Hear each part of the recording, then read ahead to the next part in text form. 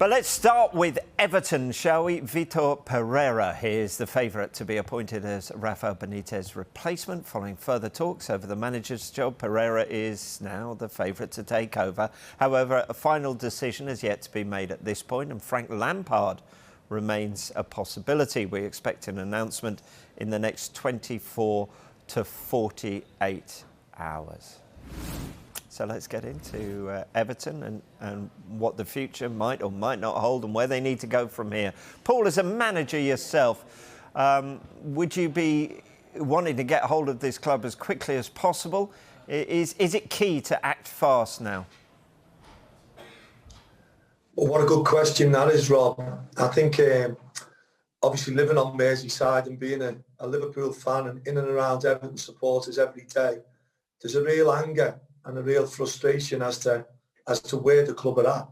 There's obviously a lot of different opinions, and you know, in football we're forever needing and wanting someone to blame. You know, at the minute there's a lot of blame going towards Bill Kenwright and Farhad Moshiri.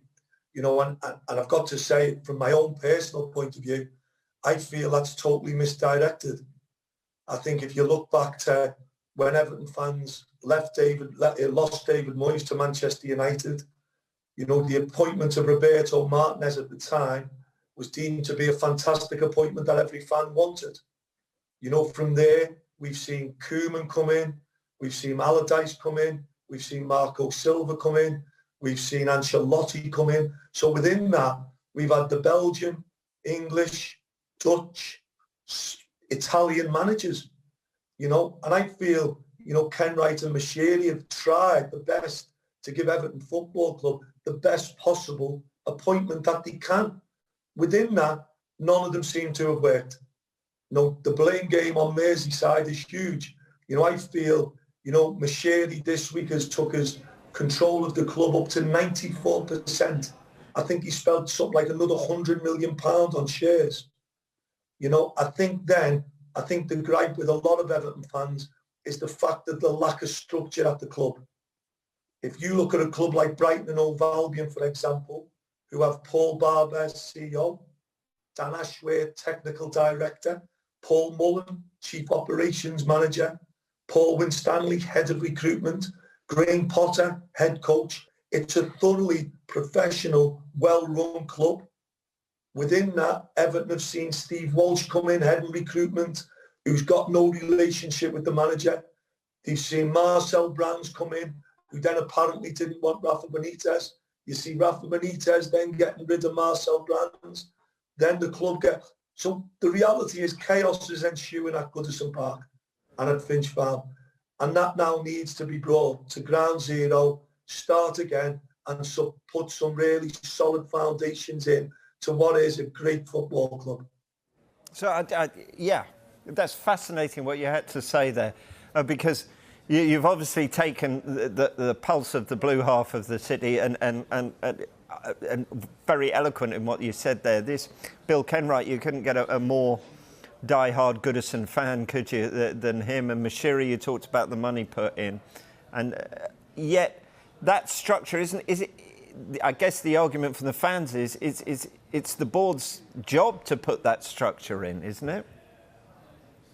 Well, again, Rob, if you go back, unfortunately for David Moyes, a lot of fans had enough of David Moyes, Everton fans living on Merseyside. And if you look at how good, honest, successful David Moyes' Everton team was, you know, you go back to the combinations of the likes of Leighton Baines and Pienaar on the left, and, you know, the players that they had playing for the pride of the club and the jersey. You know, every manager now, in my opinion, has come in, all top managers, Rob, we're talking about the best managers in the world nearly, but they've all chipped away at the identity of the club. Within that, I feel Kenwright and Moshiri have done their best to give the supporters what they want, but it's been misguided. I think it's time for Everton Football Club now to put solid structures in place. Recruitment room, you know, sporting director, whoever they deem that to be, top coach, top manager, and then the most important thing in football, time to build the club. Because without these things going and being in place, Everton aren't going to go anywhere very quickly. Well, if you're looking, DNA seems to be a popular term, Hayden, doesn't it, in football? If you want someone with DNA in there of Everton Football Club, then Duncan Ferguson is the ideal person, you would think. You know what it's like to be an interim manager or caretaker manager, call it what you will, Hayden. Is there any chance that could work for them? Yeah, I think maybe they've got the answer in their football club. I think the amount of managers that Paul has just mentioned there, and the top class managers he's just mentioned there, it's a fantastic list, and they've spent a lot of money trying to get the right fit for the football club. Maybe they've got the answer in Duncan Ferguson. I mean, he's got the club ingrained in him. I've seen him managing on the touchline with an Everton wristband on. You know, his passion is there for everyone to see. I mean, maybe the answer is with him. Leave it with him for 12 months and see how he gets on. I think he can really, really build that club and build a rapport with the fans that they desperately need. You know, he could be the man. He could be the answer at the football club already. And like you say, they've spent the money. They've had the big managers, the big names come in, and sometimes, you know, we spoke earlier about a manager fitting a football club. I think Duncan Ferguson fits, and he encapsulates everything that Everton is. He's passionate about the club. He loves the club. He's been there through a lot of managers, and maybe he is the answer. Maybe he's the one who needs to, you know, lead from the front and be given an opportunity to pull Everton around. I mean, where they are in the table, they shouldn't be down there. I mean, a club of their size, the history they've got, the amount of years they've been in the Premier League, the squad that they've got, you know, the amount of money they've spent on players. It's a fantastic squad they've got, and they just need a leader, a bit of direction. And like I said, you know, I think Duncan Ferguson should be given an opportunity. I know they're going to go with potentially another manager, Portuguese guy, Vitor Pereira. He's unknown in the Premier League again, so we could be sat here in 6 months' time with, you know, having the same debate. Yeah.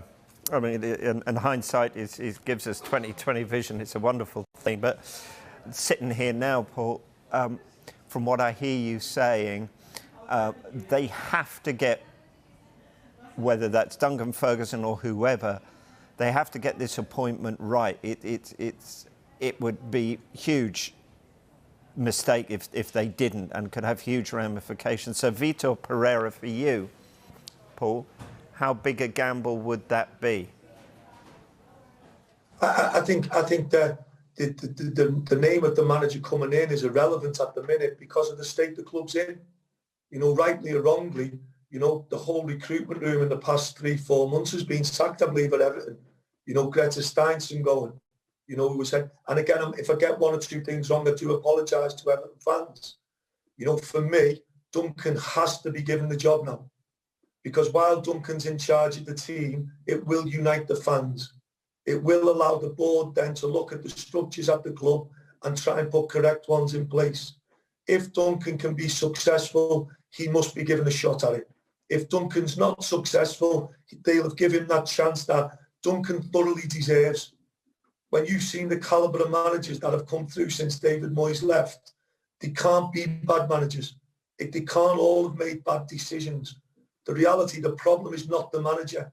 So until Everton get the structures of the football club right, Duncan Ferguson holding the reins to it, in my opinion, is the correct thing, because they've got a good FA Cup tie next week with Brentford at home. Duncan unites all Everton supporters. His love for the club just shines through. Every Everton fan and every Everton supporter will want Duncan to be successful. If he is, then he gets the crack. If he's not, he'll have given him that chance while he put the right bricks in place to build a house. But the reality is, behind the scenes at Everton Football Club is not good enough for Everton supporters. Everton will always have a pull, won't they, Hayden? Because of their history, just because of the club they are, the fan base, everything that goes with it. But I'm hearing what Paul's saying as a young manager coming through now.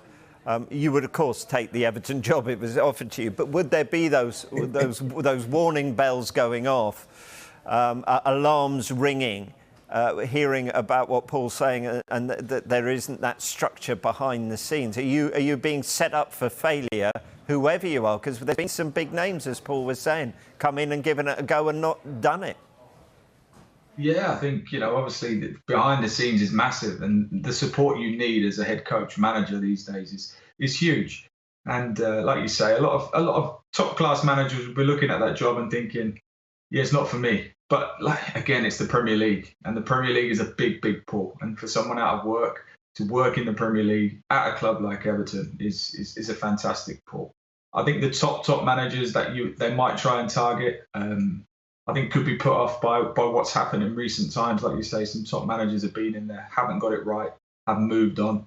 And I just think sometimes it could be the right time for Everton to really reconnect again with the fans. And if they put Dunk in charge, it could really give everyone a boost. I think it might be that time at the moment to repair that sort of heel that they need to do. I think with the fans, the connection with the fans and the club at the moment is not quite there. I mean, they had a manager in Rafael Benitez who the fans didn't take to at all. Obviously, it was connections across the water with Liverpool. I think across the park, with Liverpool. I think it was always going to be a bit of a disaster if they get it wrong.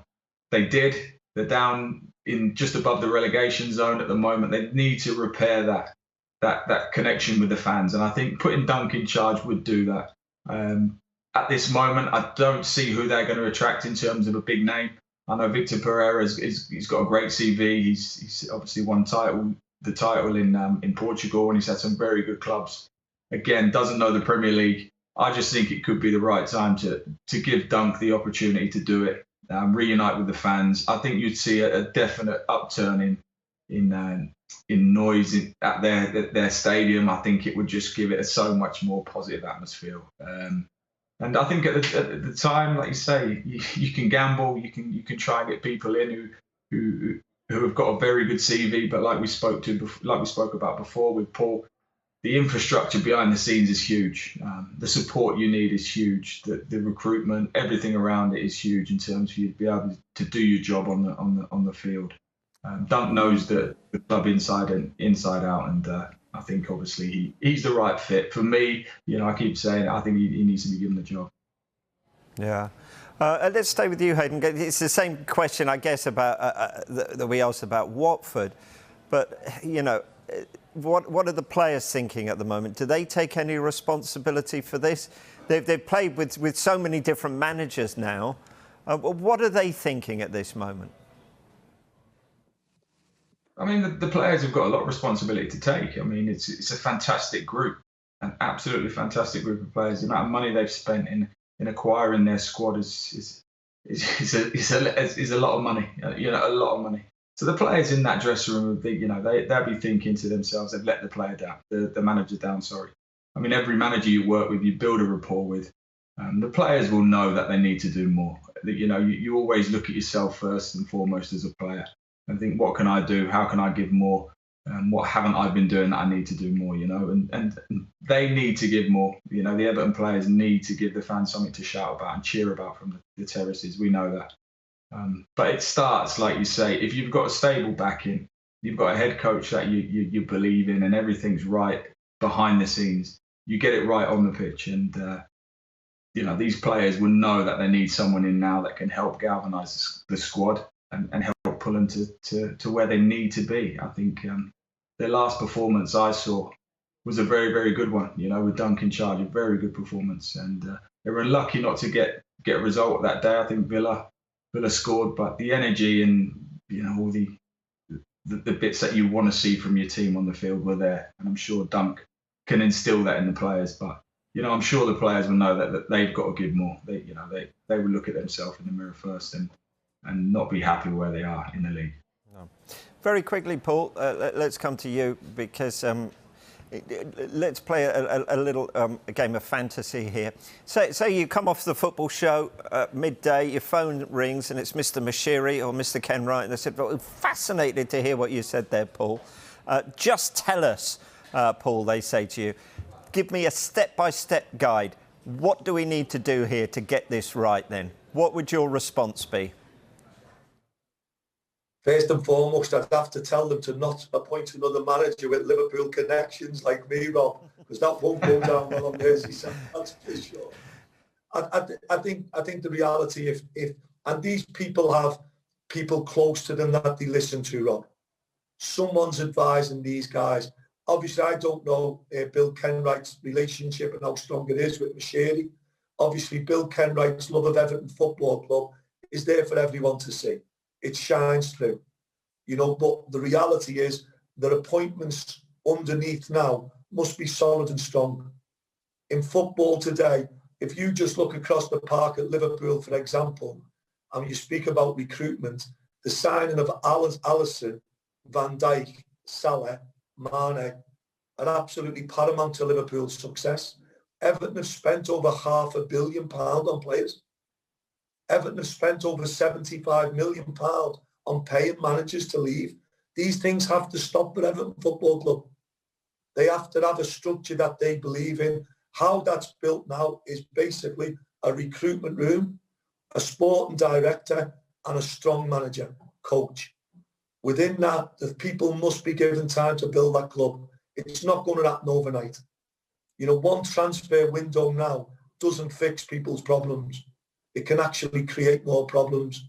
So the reality, 3 big appointments at the football club, time will restore Everton back to where exactly them supporters want to be and where that club does deserve to be.